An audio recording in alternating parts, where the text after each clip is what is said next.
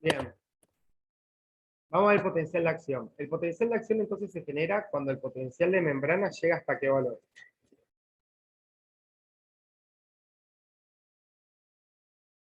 30 positivo. En 30 positivo termina la despolarización del potencial de acción. ¿Cuándo arrancaba el potencial de acción? Cuando el valor del potencial de membrana llegaba hasta cuánto. Menos 55. Menos 55, que corresponde al valor umbral. Ahí se desencadena el potencial de acción. ¿Sí? Ahí está, ahí fue lo que dije recién. Toda la teoría. Sí, después todo fue la leen. Yo a mí no me gusta leer, me gusta explicarlo así con gráficos. Cuando nosotros tenemos entonces un potencial de membrana en reposo que es de menos 70 milivoltios. Cuando llega un estímulo determinado, ese estímulo va a hacer que se generen potenciales graduados, que en este caso serían despolarizantes o hiperpolarizantes. Despolarizante. Despolarizantes, porque me están haciendo la membrana menos negativa. Cuando se llega al valor umbral, ¿sí? Cuando llegamos al valor umbral, que es de menos 55 milivoltios, se desencadena el potencial de acción. La primer tanda positiva, esta pendiente positiva, esto en realidad debería ir mucho más unido. ¿Por qué se da? ¿Por qué se positiviza tanto la membrana? Por la apertura de canales de sodio. Están en canales de sodio masivamente regulados por voltaje acá. ¿Y qué hace el sodio? Hace que el interior sea menos negativo. ¿Pero entra o sale? Entra. Entra. Y el sodio es el principal catión en el líquido extracelular. Así que si abrimos canales de sodio, el sodio va a entrar. De esa forma la membrana se positiviza y, bueno, acá me faltó la palabra, y se genera lo que se llama despolarización. Una vez llegado a más 30 milivoltios, ¿qué le pasan a los canales de sodio? Empiezan a cerrarse. Se cierran, no comienzan a cerrarse, se cierran o se inactivan. ¿Y qué más se termina de abrir acá? Los de potasio. Los canales de potasio regulados por voltaje, que comenzaron a abrirse con los de sodio, como su apertura es más lenta, se terminan de abrir acá. El potasio es el principal catión en el líquido intracelular, por ende cuando se abran los canales, ¿qué va a hacer el potasio? Salir. Salir, y de esa forma voy a sacarle cargas positivas a la membrana, negativizándola, y acá tenemos lo que es la repolarización. Al generarse, a veces, ¿sí? Por lo general en realidad, sale mucha cantidad de potasio y la membrana sobrepasa el potencial de reposo y se hace más negativa, llegando a valores, por ejemplo, de menos 90 milivoltios. Esto se llama hiperpolarización. ¿Sí? Entonces, ¿quién creen ustedes que se encarga de que este potencial vuelva al estado de reposo? La bomba de sodio y potasio. La bomba sodio-potasio ATPase. Requiere ATP para poder transportar en contra de su gradiente de concentración el sodio y el potasio. ¿Estamos con eso?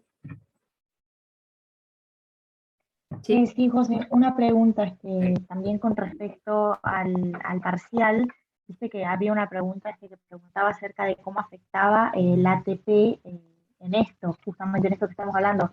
¿Sería por eso de la hiperpolarización? Yo creo que sí, en realidad cuando vi el examen como que pensé que mucha relación no tenía, pero si se ponen a pensar minuciosamente, en el único lugar donde se usa ATP es en la bomba sodio-potasio. Y si no hay ATP disponible, la bomba sodio-potasio no va a poder hacer que esta hiperpolarización, o que este potencial tan negativo, vuelva al estado normal. Entonces, ¿qué va a pasar con el potencial de acción? Con la frecuencia de los potenciales de acción va a disminuir. ¿Bien? Claro, esa de la...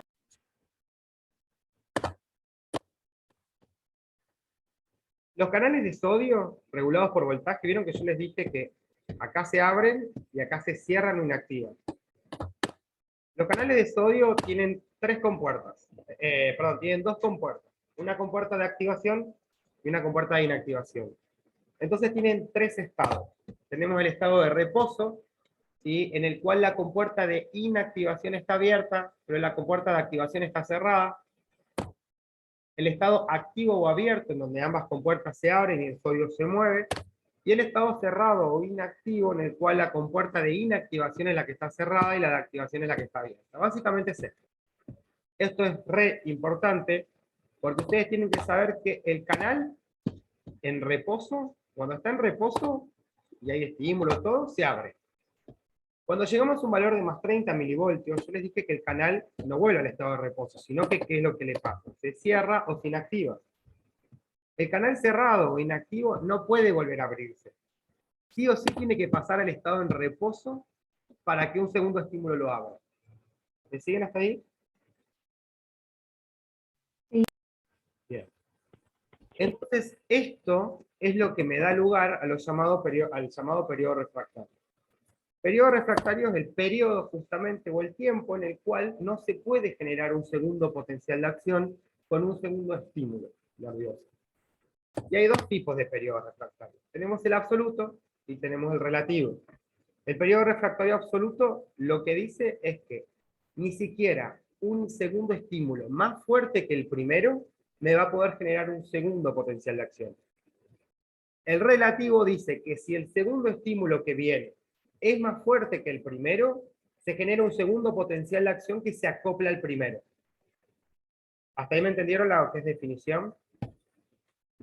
Sí. Si no me entiende, párenme.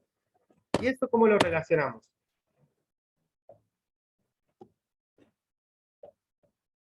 Con el potencial.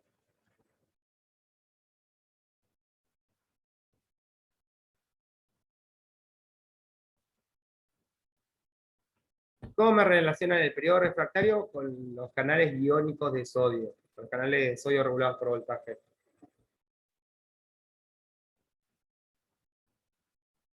Cuando el canal está Puede abierto, ser, yo voy a poder generar un segundo potencial frente a un segundo estímulo.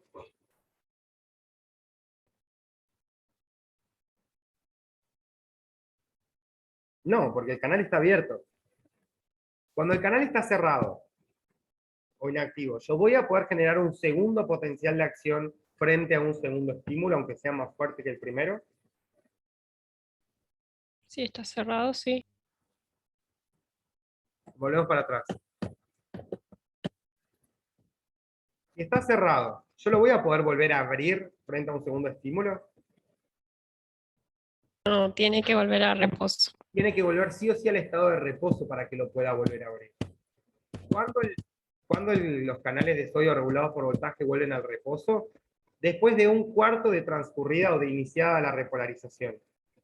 ¿Sí? Más o menos por acá, el canal pasa de estar inactivo cerrado a estar en reposo. Entonces decimos que de acá para allá es periodo refractario absoluto.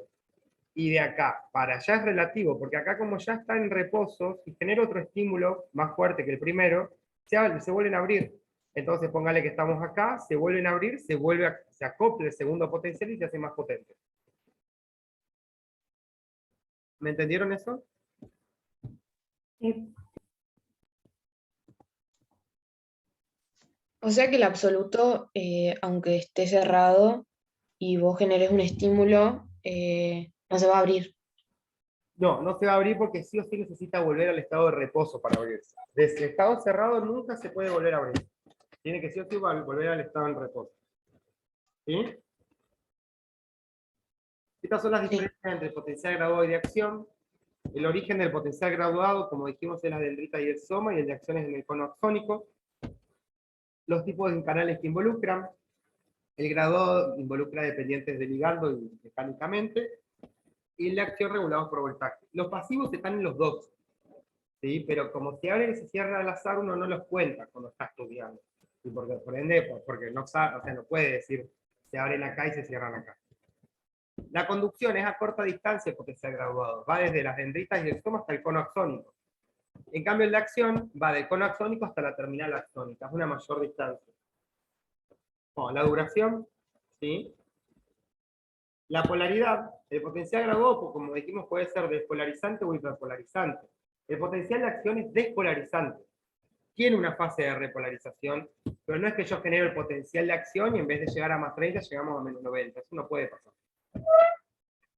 Y el periodo refractario en el potencial graduado no está presente y en el de acción sí. ¿Por qué en el potencial graduado no hay periodo refractario?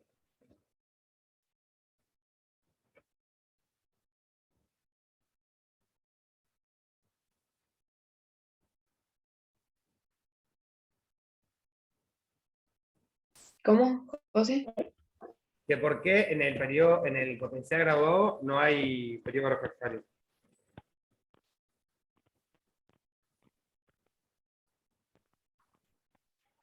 ¿No es porque está la de los canales de sodio? ¿Cómo? Que no es porque está el tema de los canales de sodio, ¿Qué entonces pasa? no va a tener Sodio. el periodo refractario. Explícamelo un poco mejor. ¿Qué pasa con los canales de sodio regulados por voltaje en el potencial graduado? No era que, creo, los canales de sodio no se podían volver a abrir, entonces no pueden, porque ya estaba a reposo, entonces el potencial graduado no va a tener periodo refractario. Volvemos para atrás. El No. potencial graduado se da gracias a la apertura y el cierre de qué tipo de canales.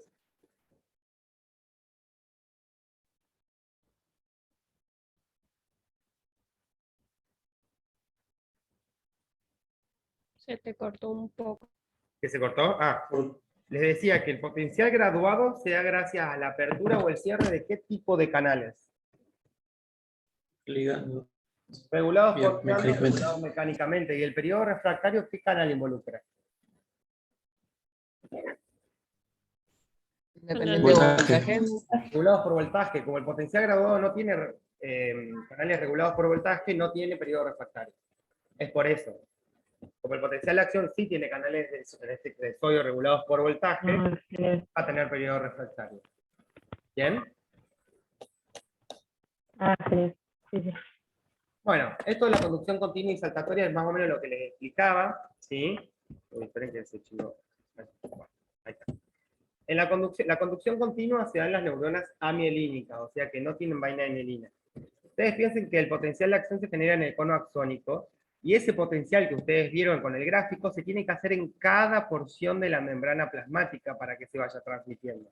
A eso se le llama conducción continua. La conducción saltatoria se genera el potencial de acción, ¿sí? Llega a la primera vaina de mielina y la salta al primer nodo de Rambier. Se despolariza, o sea, se genera el potencial también a esta zona de la membrana y vuelve a saltar. Entonces hay zonas, ¿sí?, donde el potencial de acción no pasa. Y por eso se llama saltatoria, porque va saltando de nodo de Rambier en nodo de Rambier. ¿Cuál creen ustedes que es más rápido? La saltatoria. La saltatoria, ¿sí? Por eso los axones mielínicos transmiten el impulso nervioso mucho más rápido que los amielínicos. ¿Eso es muy importante?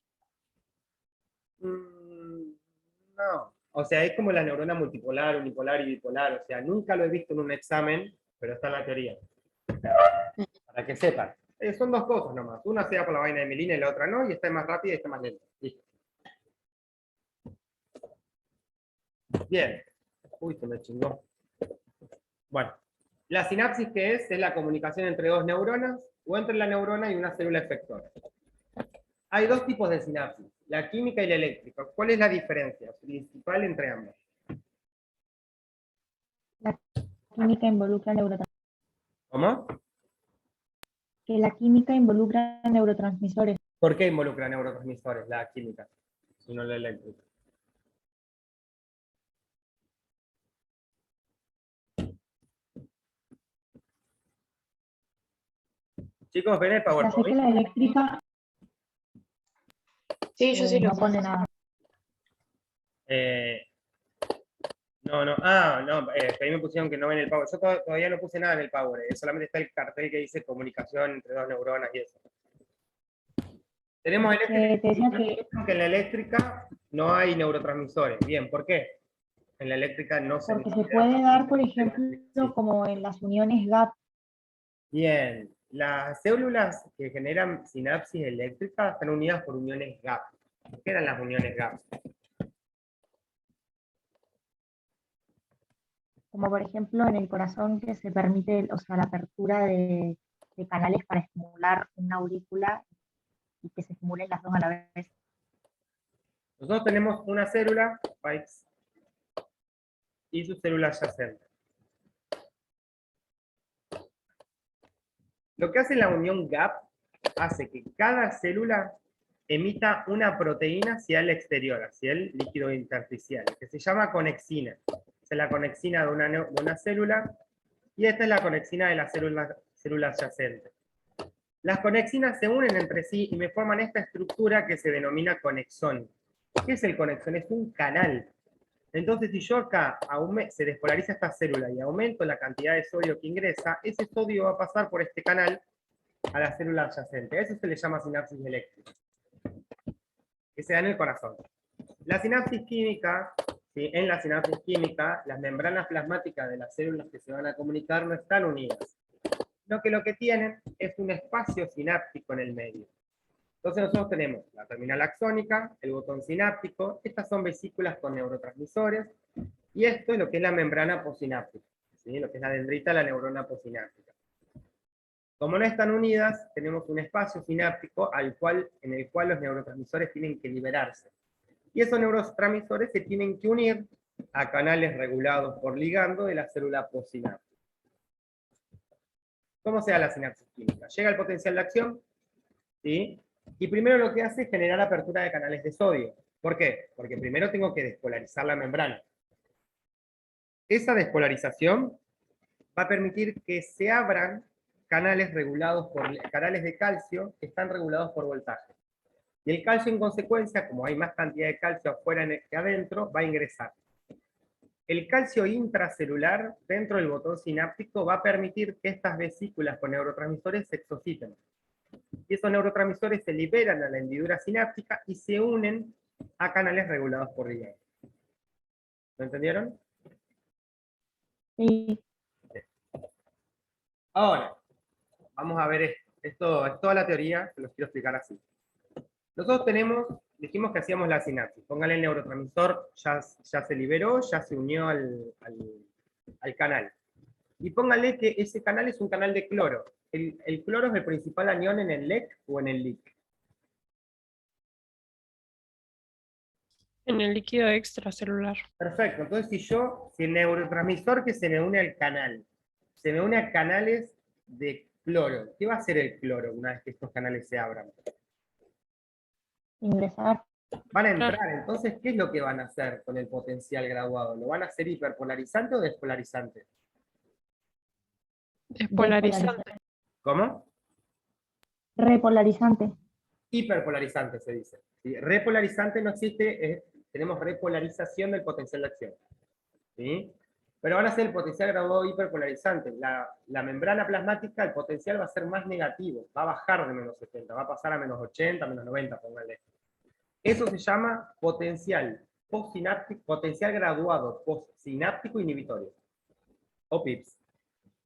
En cambio, por ejemplo, si se abren canales de potasio, de sodio regulados por voltaje, el sodio es el principal catión en el LEC. Entonces el sodio va a ingresar y me va a positivizar la membrana, generándome un potencial graduado despolarizante o potencial graduado postsináptico excitatorio. ¿Me van siguiendo? Sí. Bien. Ahora, ¿qué pasa si el neurotransmisor se abre a un canal de potasio regulado por voltaje? ¿Se va a generar un PIPS o un PEPS?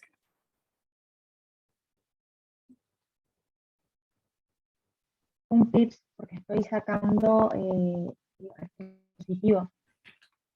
Exacto, se va a generar un potencial inhibitorio, porque como el potasio está mayormente adentro, al abrirse un canal de potasio, el potasio sale. Entonces, al sacar carga positiva, estoy negativizando la membrana. ¿Vamos bien? Sí. Sí. Bien. Ahora, estos potenciales graduados, esto que les expliqué, pasa en cada una de las dendritas independientemente de la otra. ¿Por qué pasa independientemente de la otra? Porque dijimos que a cada dendrita le llega una terminal axónica de una neurona diferente. ¿Sí? Entonces, todos estos potenciales lo que hacen es acoplarse. Póngale, tenemos dendrita, dendrita, dendrita, soma y zona gatillo conoaxónico, axón. Póngale que en esta dendrita se generó un PEPS, un potencial excitatorio. En esta también, pero en esta, por ejemplo, se generó un PIPS, entró cloro, póngale, o salió potasio.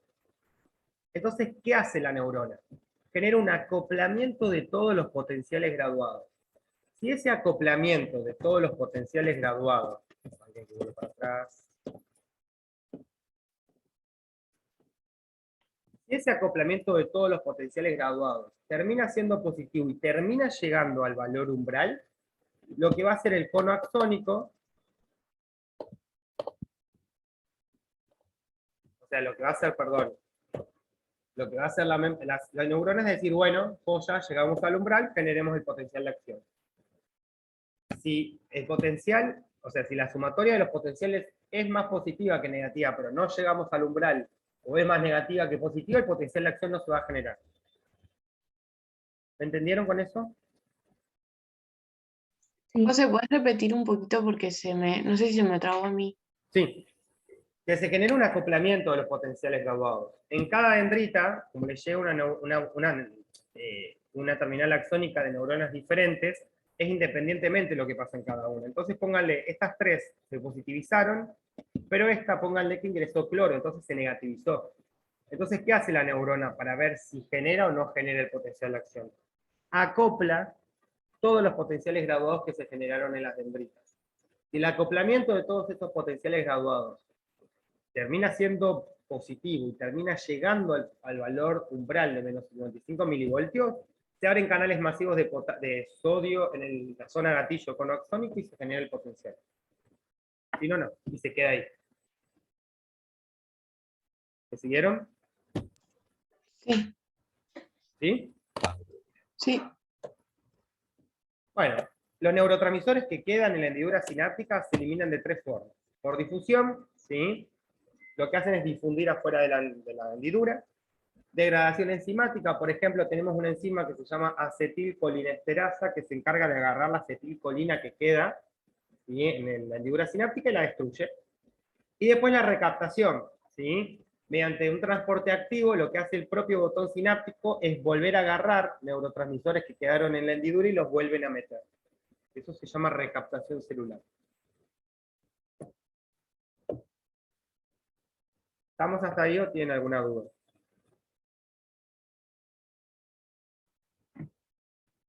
Mángueme 2 segundos, voy al baño y vengo.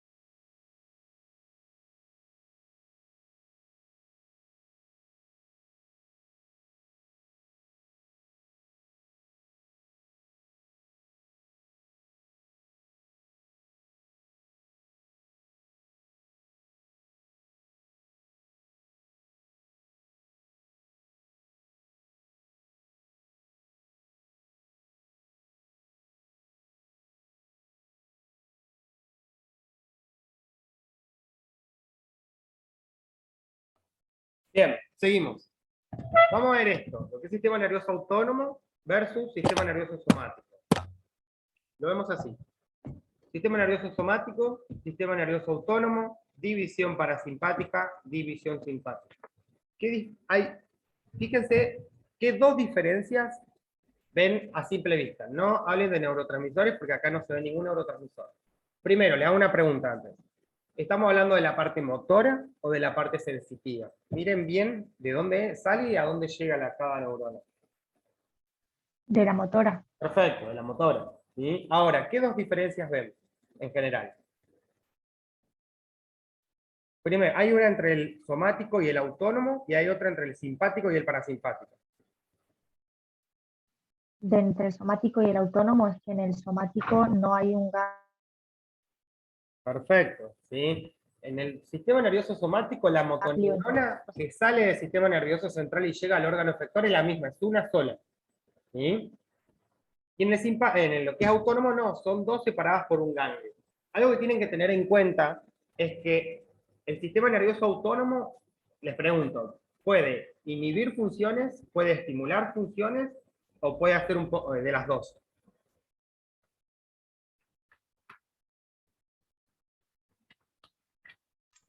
¿El autónomo hacía ambas? Hacía ambas, por ejemplo, el simpático me aumenta lo que es la presión, la frecuencia cardíaca, pero por ejemplo me inhibe las funciones digestivas. El parasimpático me estimula las funciones digestivas y renales, pero me baja la presión, me baja lo que es la frecuencia, y, o sea, hace un poco de ambas.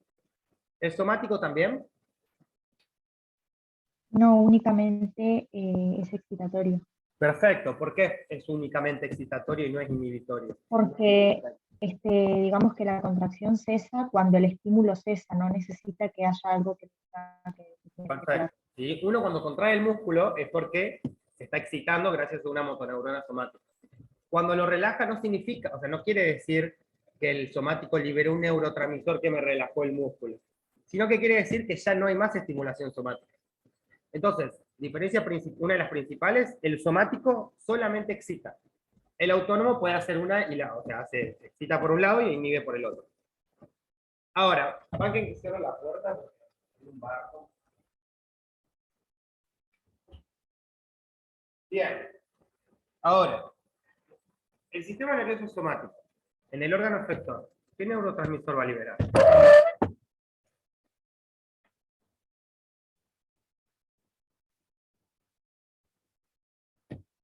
¿Qué neurotransmisor? ¿Cómo es la pregunta? Acetilcolina. Acetilcolina. Acetilcolina. Perfecto. El sistema nervioso somático siempre libera acetilcolina. Ahora, en el caso del autónomo, ¿qué diferencias ven entre el parasimpático y el simpático? Así, a simple vista. El parasimpático está más cerca del órgano y el otro está más lejos y más cerca del central. ¿Qué es lo que está más cerca del órgano? ¿Cómo? ¿Qué es lo que está más cerca del órgano efector? El ganglio. Perfecto, ¿sí? El sistema nervioso simpático, en el sistema nervioso simpático, el ganglio autónomo está más o menos a mitad de camino. Por ende, la neurona motora pre y postganglionar tienen más o menos el mismo diámetro. El parasimpático, el ganglio autónomo está cerca del órgano efector o a veces está dentro de la pared del órgano efector. Eso se llama intramural. Por ende, en el parasimpático siempre la primera motoneurona es más larga que la segunda.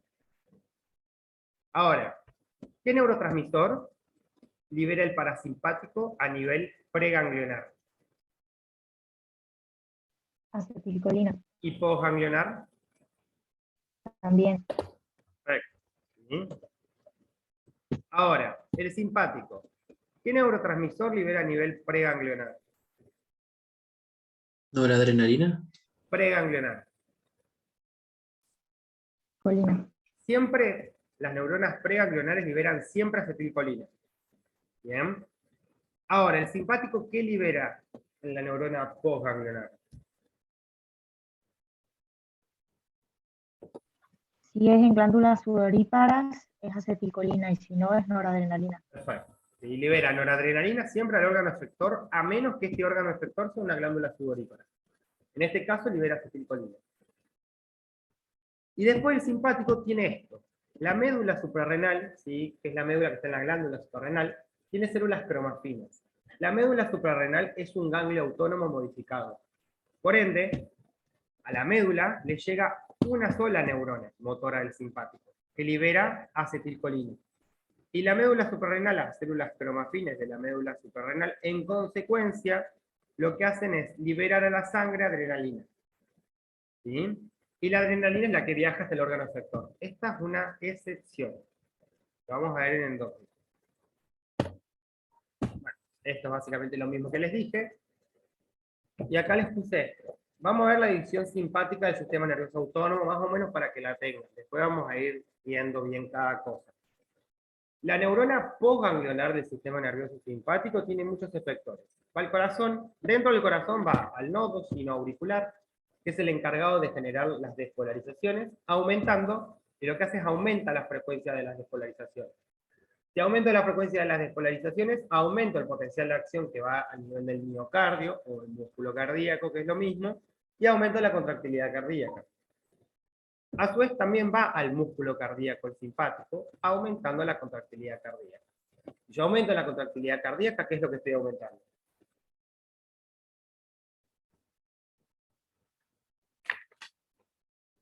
El gasto cardíaco. ¿Por qué? ¿Qué es lo que aumento al aumentar la contractilidad cardíaca? Que me termina aumentando el gasto cardíaco. El La volumen frecuencia minuto. cardíaca. La frecuencia cardíaca, que es la cantidad de latidos por minuto. ¿Me siguen? ¿Puedo hacer una pregunta tonta? Sí. No hay preguntas tontas. No. ¿Qué era la neurona postganglionar? La neurona No me postganglionar. acuerdo. La neurona, vamos para atrás de vuelta. Tú tenés. Esto es un ganglio autónomo. El ganglio autónomo es una zona del sistema nervioso periférico donde dos neuronas se conectan generando sinapsis. Ujú. ¿Sí? La neurona que está antes se llama preganglionar y la que está luego, de la segunda, se llama postganglionar. Ah, ¿Sí? ujú. Por ejemplo, el somático no la tiene. Ah. ¿Bien? Bien, aumenta la frecuencia cardíaca y con la frecuencia cardíaca aumentamos el gasto cardíaco. El gasto cardíaco o volumen minuto es igual a ¿qué?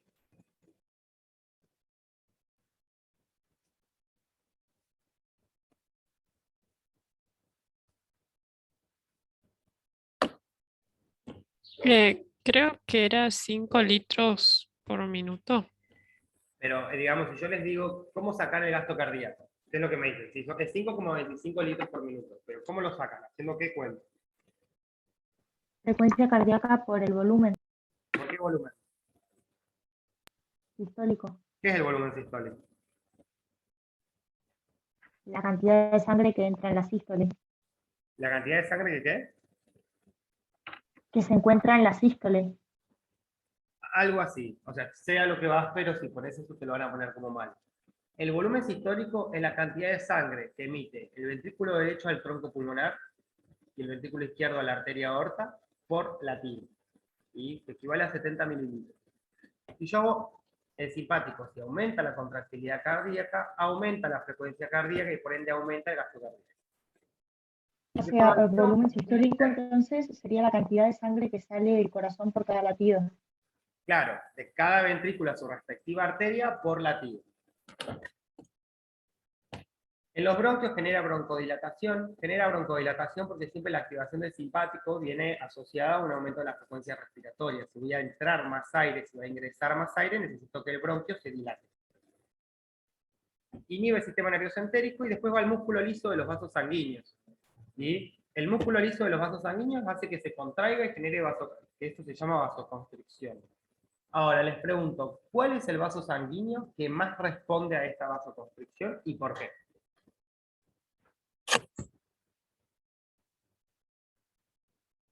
La arteriola aferente. ¿La qué? Arteriola aferente. Arteriola aferente, me estás diciendo la arteriola que llega al glomérulo. Me estás diciendo como que es la única que responde más.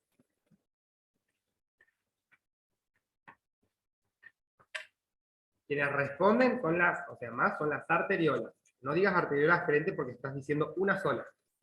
¿Sí? ¿Por qué las arteriolas? Porque las arteriolas son las que tienen la capa muscular más desarrollada. Por eso responden a lo que es la vasoconstricción. ¿Me siguen? Sí. Bien. Acá les puse la neurona postganglionar para ejercer efecto en dichos efectores, libera adrenalina y noradrenalina. Y acá abajo, ¿sí? Mediante la liberación de acetilcolina, el simpático, la neurona postganglionar, el simpático va a liberar acetilcolina, y lo que va a hacer en la glándula sudorípara es que se libere sudor. ¿Sí? ¿Se libera siempre sudor cuando se activa el simpático? ¿En todas las situaciones?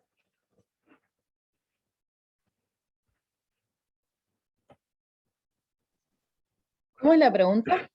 Viste que dijimos que el simpático lo que hace es generar sudor.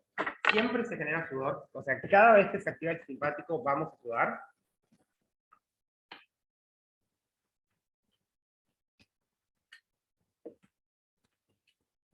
¿Qué es el sudor? Agua. La liberación de calor en forma de agua, ¿sí? Por la piel. Ese agua, ese calor, ¿de dónde viene?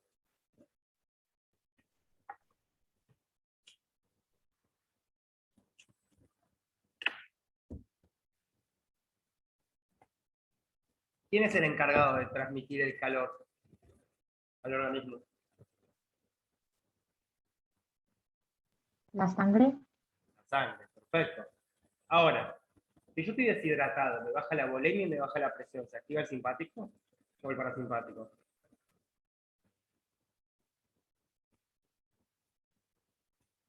Deshidratación, disminución del volumen de sangre, disminución de la presión arterial.